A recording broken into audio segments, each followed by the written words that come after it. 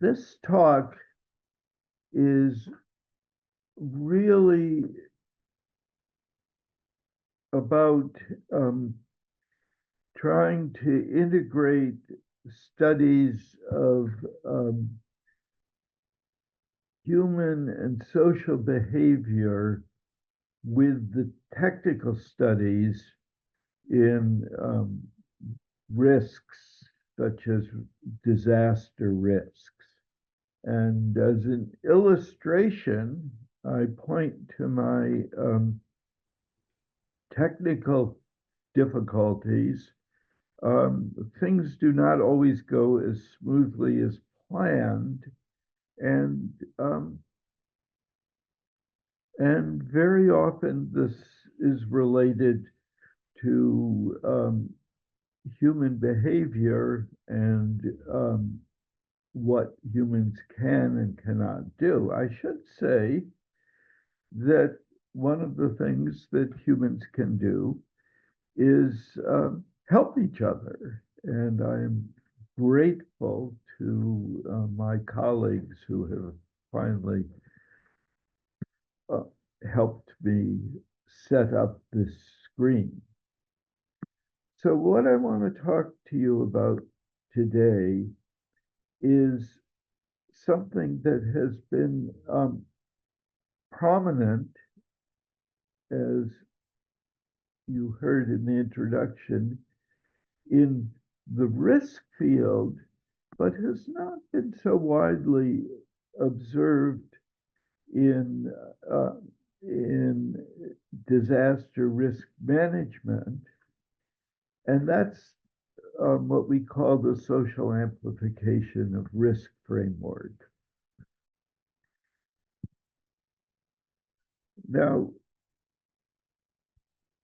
you might well guess that the answer to the question in the title is yes, that I'm not planning to waste your time and then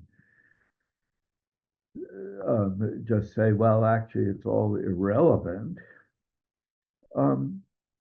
What you're expecting, I think, is a description of the social amplification of risk framework, which we call SARF, a rather awkward acronym, and that gives some illustrations of how you can use it and say, yes, it should be useful. But then, like all talks that we give, we want to encourage people to do more. I can't quite do that. And there's several reasons for that. An important reason is that the framework is a moving target. The original version, which you saw a picture from in the very nice introduction, is more than 35 years old. It itself was not aimed at practical applications, and the world has changed very considerably in 35 years, both in the structure of how people are organized, in our information structure, in the nature of the risks that we face, and most importantly, perhaps, in our understanding of the risks. As you noted in the introduction, the framework has been used quite a lot. It has been adapted to meet specific needs because, as I say, it was obsolete. But there has not been a systematic update. And I'm part of a group, just as the original group that created the framework. The original framework was created as a team effort. I'm also part of a team that includes various members of the Risk Society who've taken it on ourselves to do a systematic update. We're not quite finished. The update is intended to be useful, but it doesn't fully exist. So I'm not going to be able to give you a full description.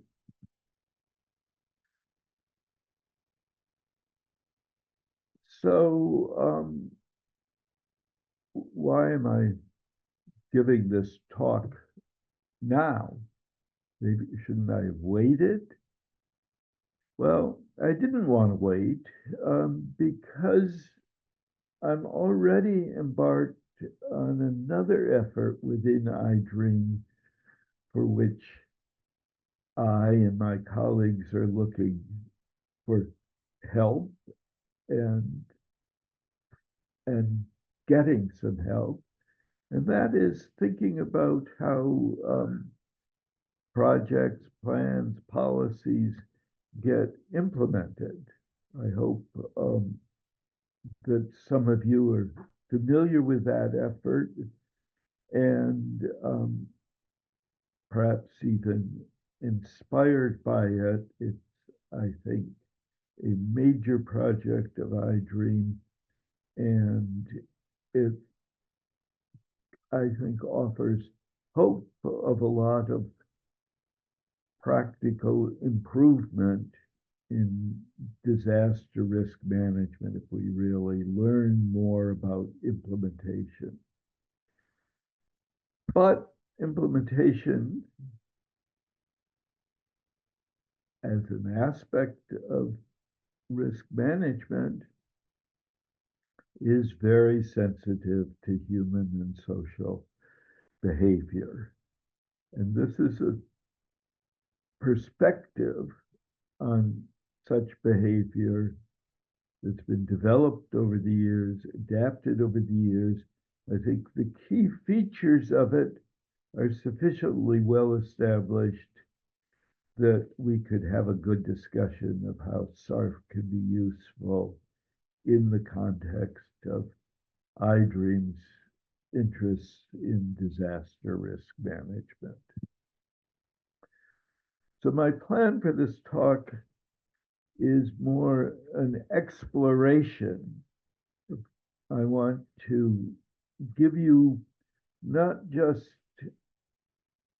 a summary of the framework, but a discussion of how the ideas behind the framework evolved over time, and a sense then, I think, of how these ideas might prove to be useful in the disaster risk context.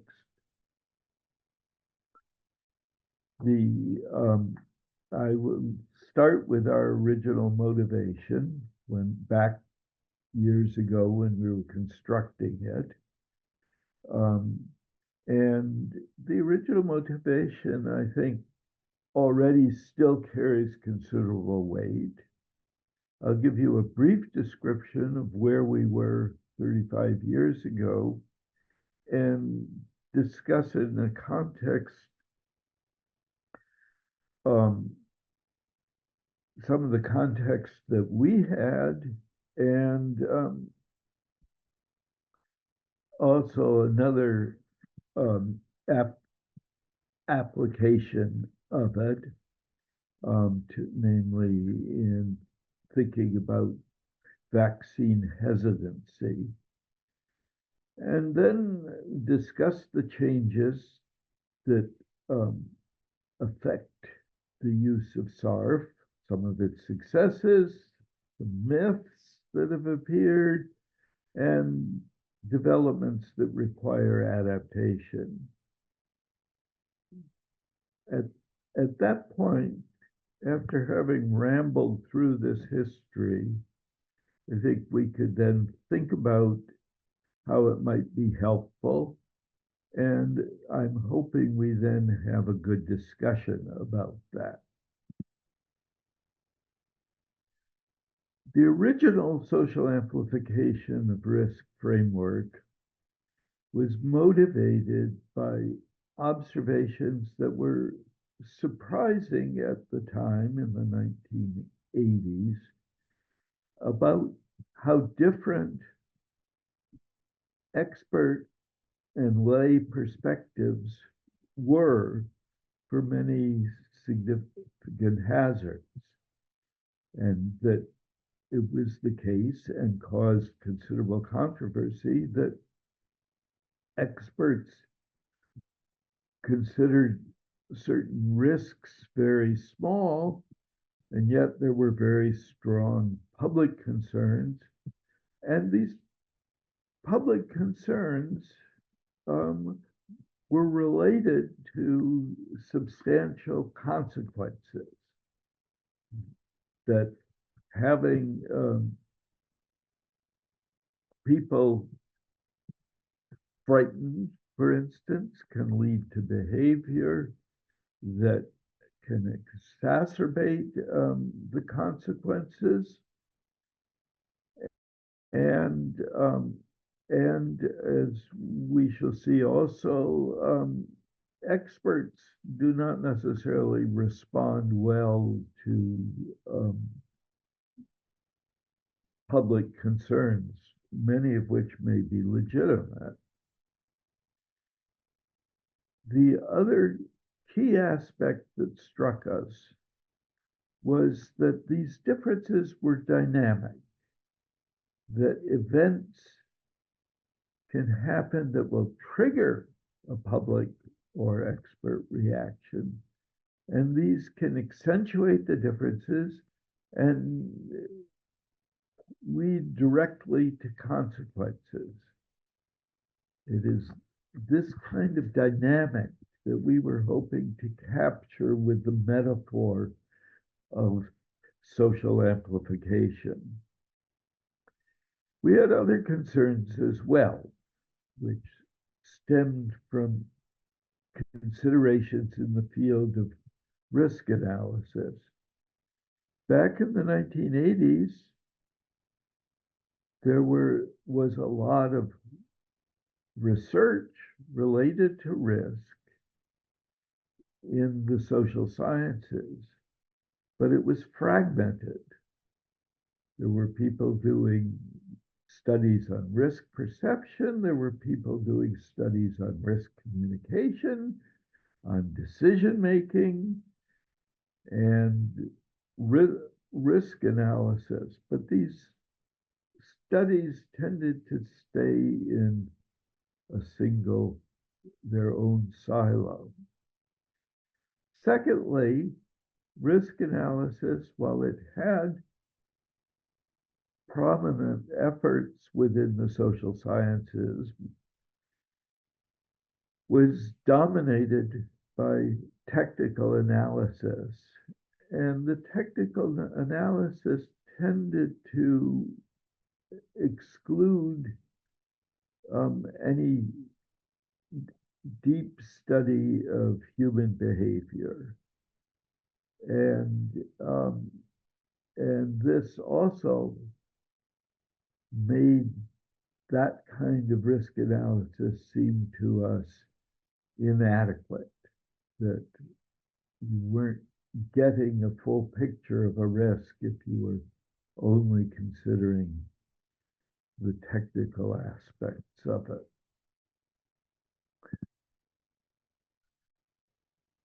We were a bit cautious with the framework. We were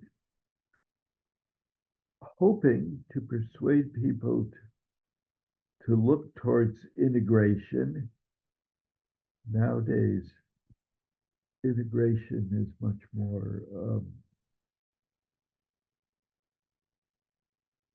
I started to say popular, but I don't just mean popular. Nowadays, people understand much better the necessity for integration.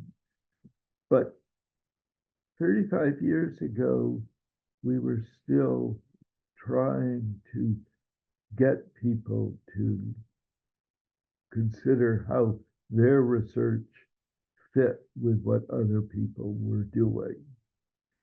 And we were cautious. We said, and it was true, that SARF was not a theory. If venturing into theories was venturing into potentially controversial areas. And we did not want to overpromise applications. We were just concerned with getting people to change the way they were thinking. We started with a metaphor, the amplification metaphor, and it was rather crude. We imagined something like a radio broadcast. We did have TV back in those days as well, but broadcasts were the familiar way of exchanging information, and messages from a broadcast could be louder, amplified, or softer, attenuated, and they could also be distorted. We didn't really make clear what was being amplified. Was it a message? Was it the risk itself? Sometimes we were even confused about this, though I think the more serious effect was causing confusion. So the framework is based on the framework is a structure that was suggested by the metaphor. We identified 3 stages. The first stage was begun by a triggering event. That could be an accident, a disaster, or a study, a new assessment of risk, or a political decision to place some technology someplace. All kinds of events could serve as triggers. Information about that was communicated through some communication channel. That's why we were imagining broadcasts. And the information was received by people and groups and to most importantly, processed and interpreted. That information in stage 2 could change perceptions, and changed perceptions could lead to change in behavior.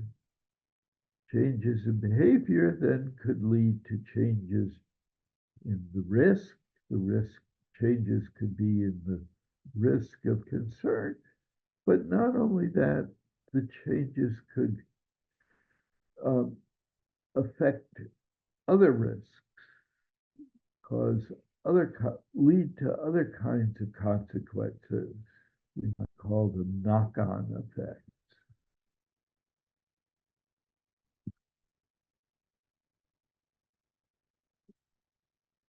The context in which we were working on this was a set of studies that concerned nuclear radiation and public dread. The public really doesn't like radioactive waste. And at the time, there were many experts, including some with political and industrial power, um, calling the waste problem a trivial problem. There was a plan that was totally taken for granted, which was the solution to this trivial problem was to be deep underground storage. But during the planning for that, there were a series of small triggering events. There were new studies, new sites were under consideration, there were public reactions, there were occasional incidents with transport or construction as people were trying out approaches to the radioactive waste. And there was a great deal of political activity. It was a long list of triggering events, each of which produced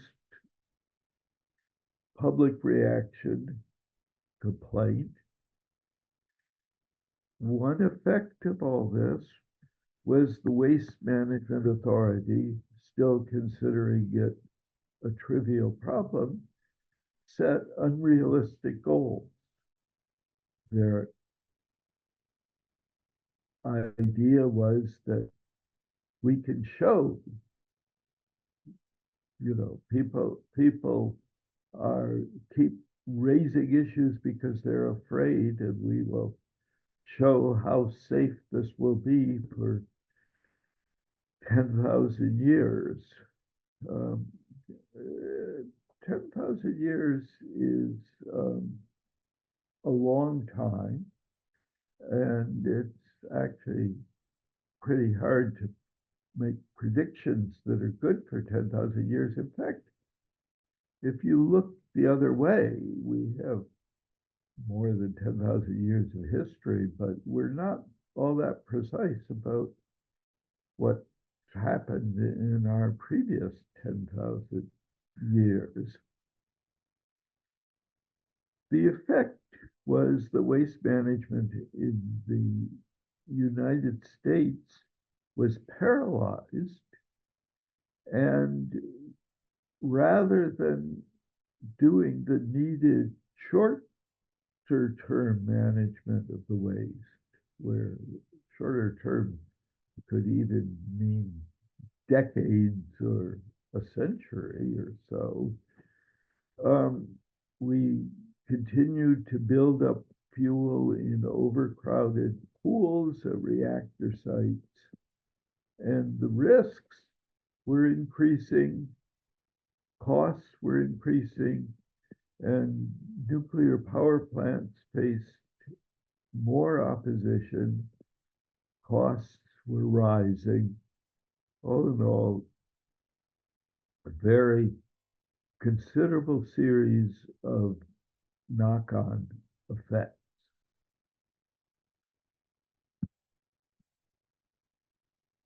And there were also concerns about reactor safety. A landmark event was the publication of WASH 1400, the first probabilistic risk assessment for nuclear power plants. And the hope had been that this would reassure the public as we were building a large number of new and very large power plants, that risks were so low that people wouldn't worry. The effect was exactly the opposite. The result was much more worry and fear. The government was now admitting that accidents could happen. People were demanding emergency planning around the reactor sites. The nuclear industry argued that accidents wouldn't happen, and so such planning was not necessary. And then there was the 3 Mile Island accident. Accidents could happen. The lack of emergency planning was truly apparent. There was panic, much uncoordinated evacuation, confusion. The operators and the authorities clearly did not agree on what needed to be done, and the situation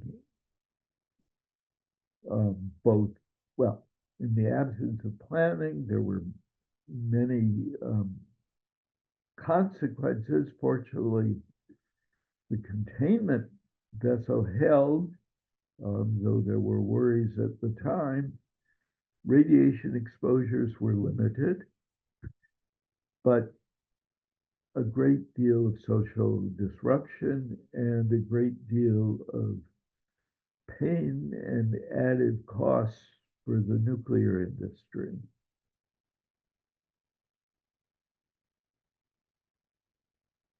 Again, as with the radioactive waste, human and social concerns really changed the risk landscape.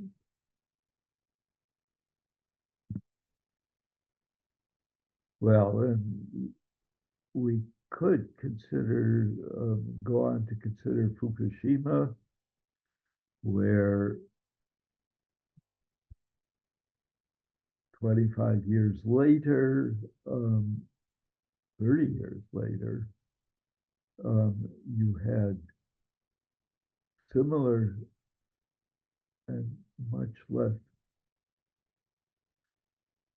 even less well-managed panic, confusion, and at this point, actual exposures. And Chernobyl, again, with global exposures and an uncoordinated response. We could come back there. All right, I thought I'd give a non-nuclear example, which began in 1998 with a paper published in the British journal Lancet, one of the top medical journals. This paper was since retracted by the editors of Lancet, but never disavowed by its author, that claimed there was a link between autism and the measles, mumps, and rubella vaccine that was a routine part of children's medicine around the world by then. The paper attracted great attention. There was a large behavioral impact that just in a few years, there was a huge decline in vaccine usage. There were major impacts. The World Health Organization estimated that by 2018, there were almost 10 million cases of measles, 142,000 deaths, almost all of children, despite the fact that we have this effective vaccine that come as a disaster. But the effects weren't just shown up with measles. The effects included a loss of confidence in vaccines against other diseases. There were health consequences there, and many people lost confidence and refused medical help for other conditions whole series of knock-on effects of that sort.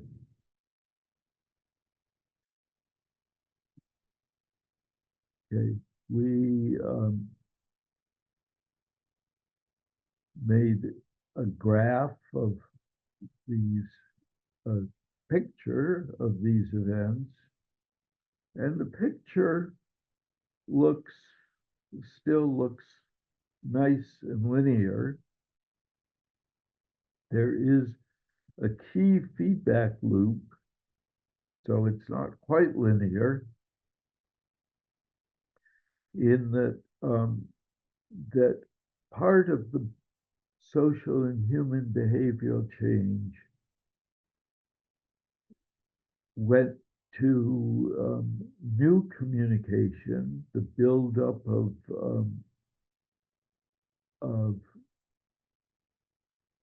new sources of information, groups that organized around their fear of vaccines, and creating thereby an amplification process. But it all seemed to fit pretty well with the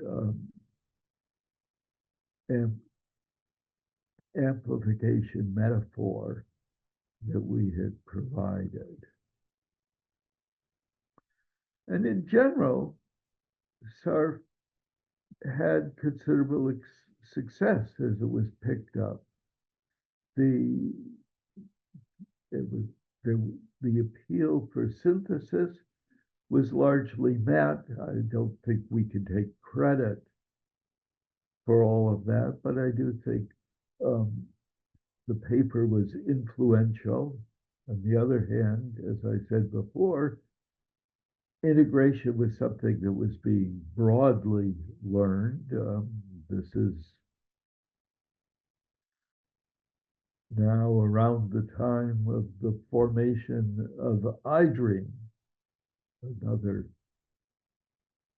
mechanism pursuing integration and telling people to get out of their silos and speak to their neighbors.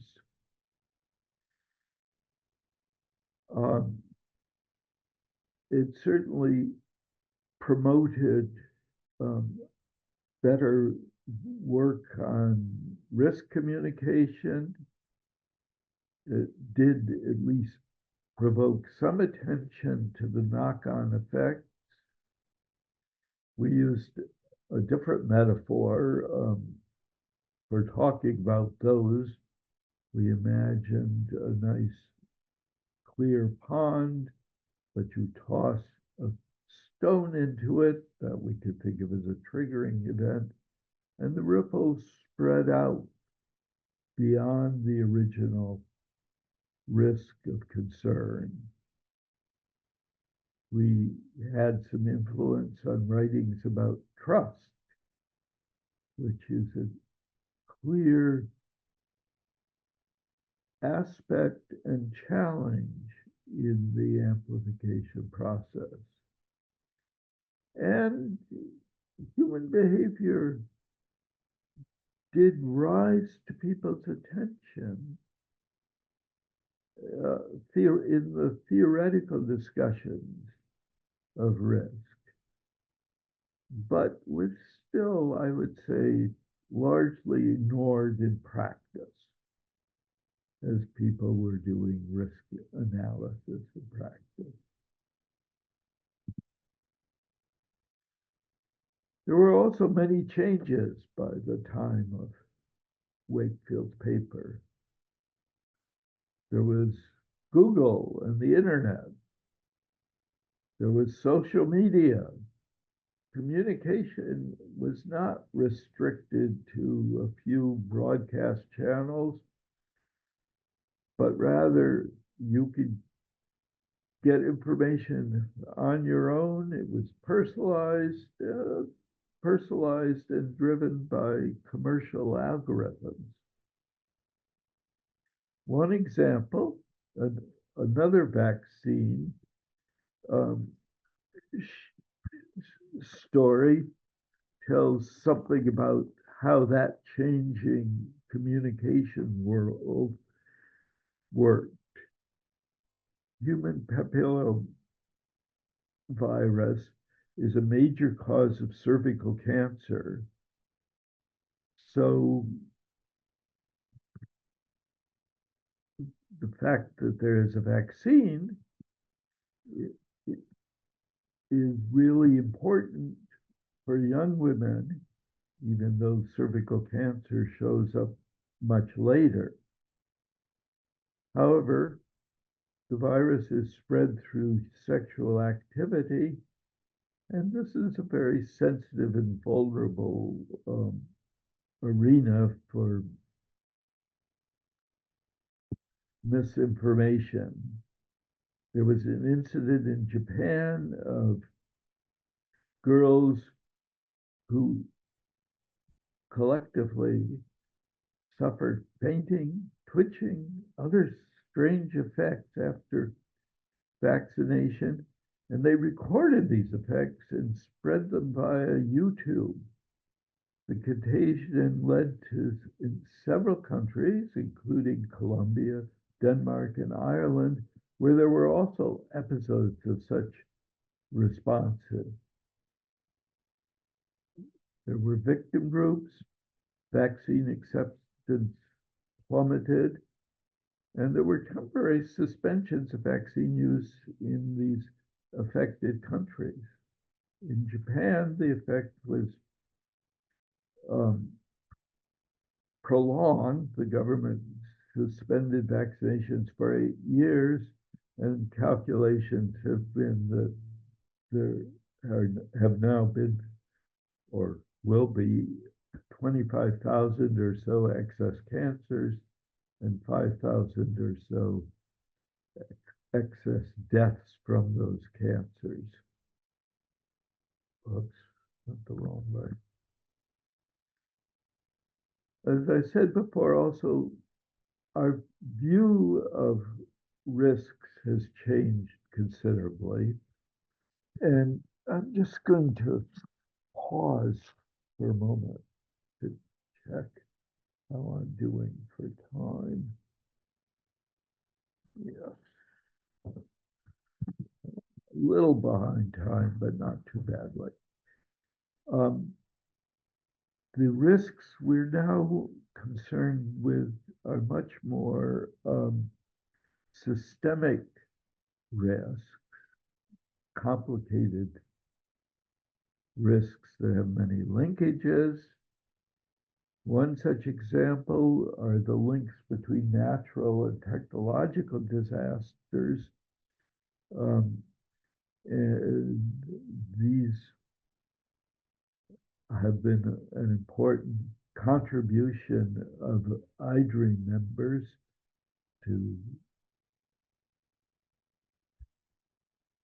put such disasters into one box rather than separate boxes. Context was observed to be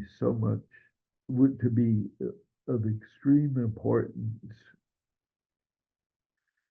One of the illustrations of context was that the Wakefield paper was so influential because there were already many parents whose struggles to take care of autistic children had made them desperate to find causes and cures.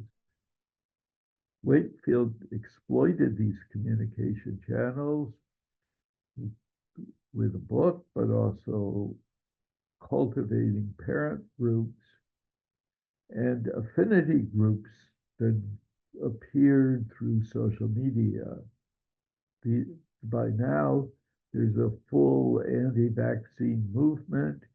It has political influence. One such influencer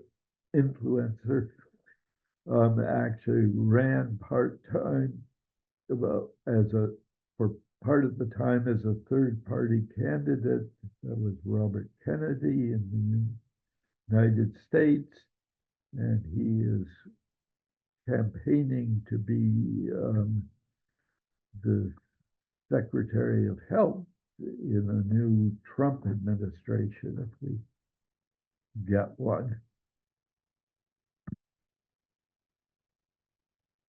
The original SARF looked only downstream. We were considering what we call knock-on effect. And it started with this metaphor that gave a nice picture, a placid pool, you toss in a pebble. But if we think about context, the picture is not so pretty. You might imagine water in a swamp. There's already a lot of activity. It could rain. A frog might jump. There's sunken logs and branches. You toss a pebble and there are ripples, but they are only part of the activity, and the ripples are reflected back by objects in the swamp. And then, not so long ago, COVID appeared. All of these human and social effects erupted. Social media vibrated, the political scene became even more contentious. The disease, the natural, the technical aspect of analysis also kept changing, but with it changed our knowledge base about what the disease was doing. And along with our knowledge base, there was widespread misinformation, misunderstandings,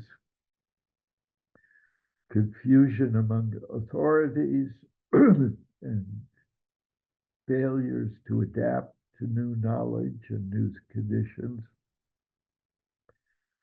There were global differences.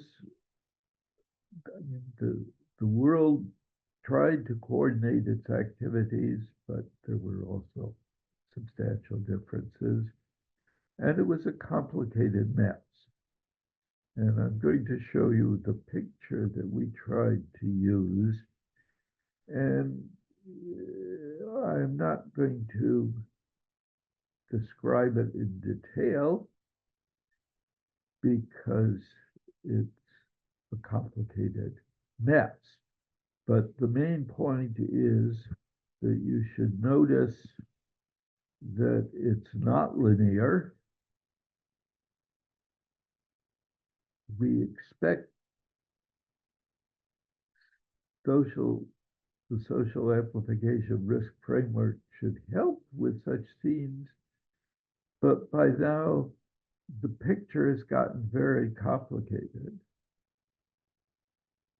In addition to the complication, these real complications, the SARF over the years accumulated a number of myths. Another metaphor, like barnacles on a boat, a number of myths that slow its progress and use. And I'm going to mention two. One myth is an attempt to dismiss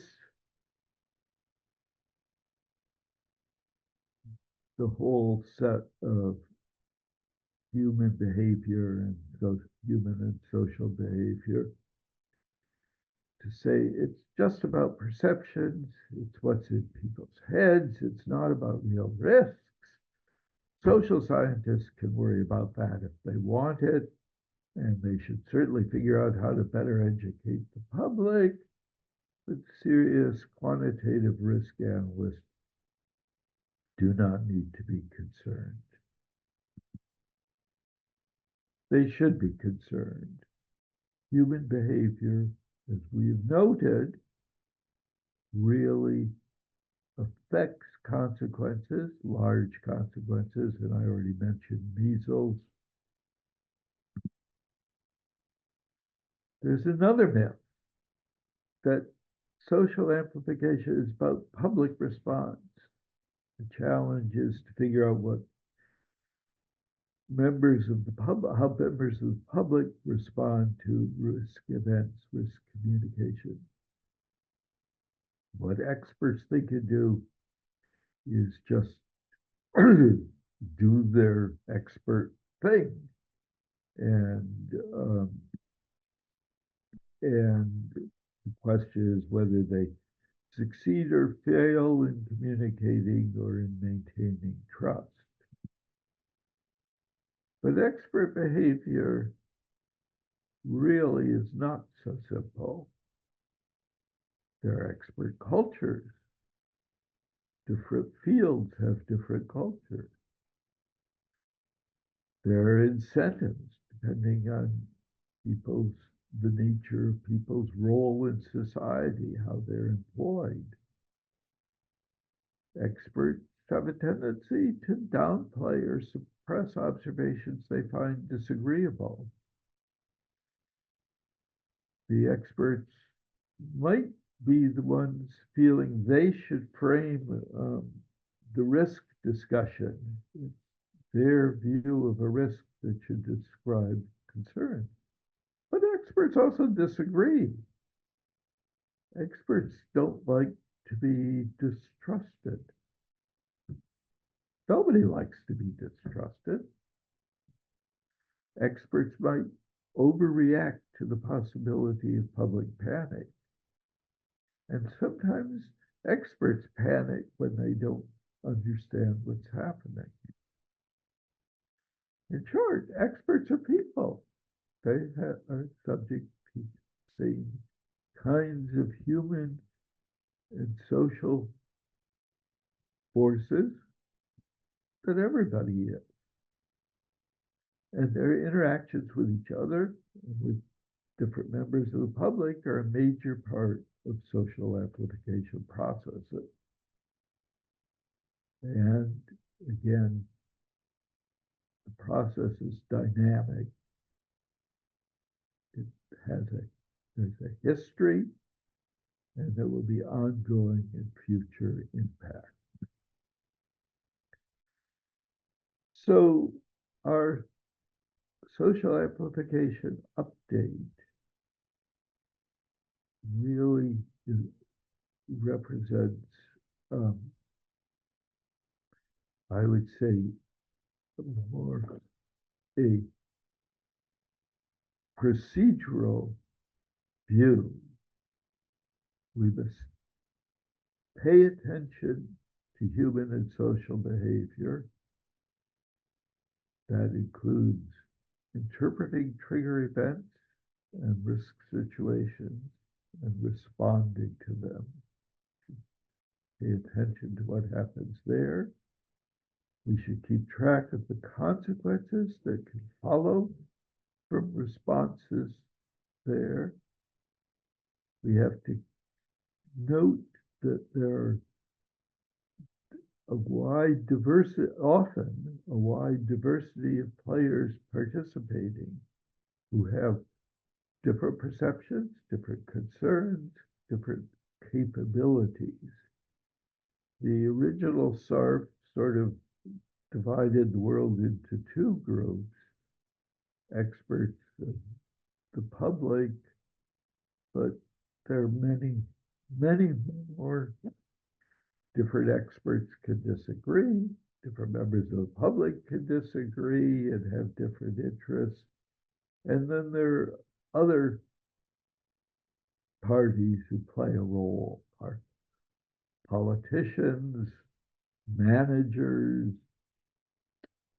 many people. Keeping track of context as it's experienced. The history really matters, and it changes over time. We have to be alert to the new information ecology and its very rapid response and its personal nature. And the key element, which again I want to do emphasize, is that integration is really important. The various social science understandings of human and social behavior, but these also need to be integrated with technical aspects of risk analyses.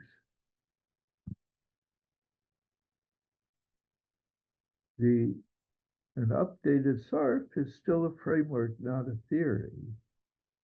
It identifies relationships, does not specify them or explain them, but it's a framework in which one can look at connections, one can make theories about the nature of these connections, one can make hypotheses about how the relationships work. In short, it is primarily an aid to thinking about integrated processing. It's not predictive, but as an aid to thinking, it can still be useful. It provides a way of taking a systematic look at human and social behavior. And that can also lead to, I think, to practical applications. One might find warnings of potential difficulties or vulnerabilities for human or social behavioral effects. And one might also learn to do better in communication.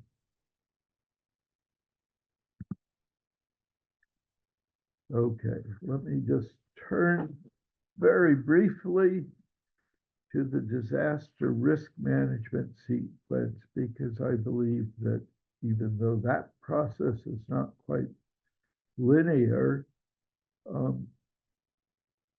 it's a reminder that disaster risk management can occur in many different ways. You can imagine planning, you can imagine preparations for a disaster, but of course the disaster comes when it comes,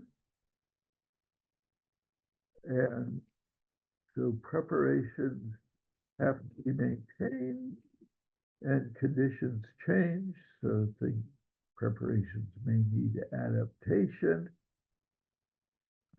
There's the disaster time itself, and what response. And then there are problems of recovery, both short-term and long-term.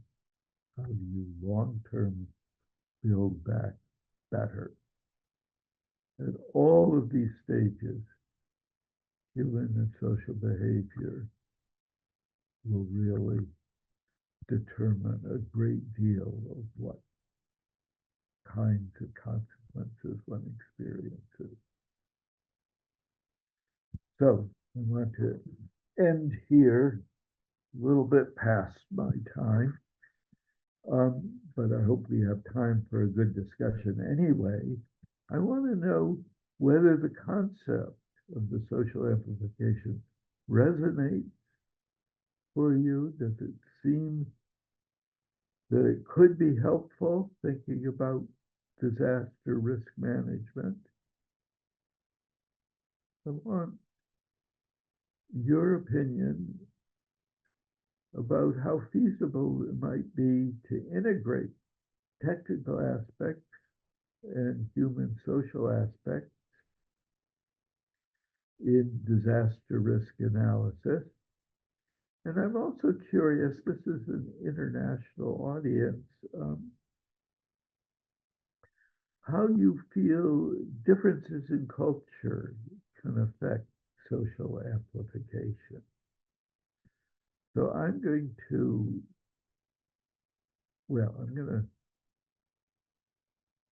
remember these questions.